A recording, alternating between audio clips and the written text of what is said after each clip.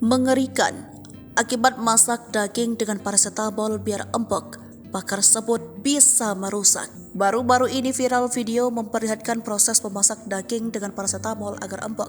Sebelumnya video ini dibagikan oleh salah satu akun TikTok yang kemudian menjadi viral. Dalam video tersebut nampak merekam video memasukkan satu butir obat paracetamol ke dalam wajan yang berisi olahan daging. Kali ini masak pakai salah satu obat paracetamol, tulis akun tersebut. Video tersebut lantas menuai beragam komentar dari warganet.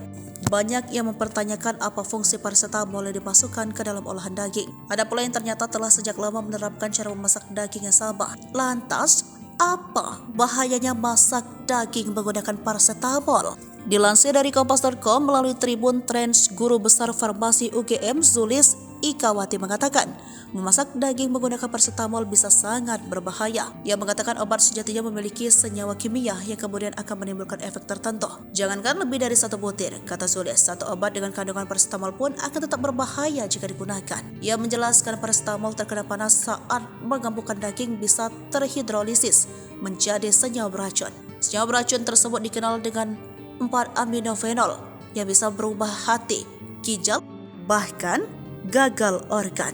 Menurutnya, informasi cara mengembukkan daging dengan obat-obatan yang memiliki kandungan paracetamol sudah lama beredar di kalangan masyarakat.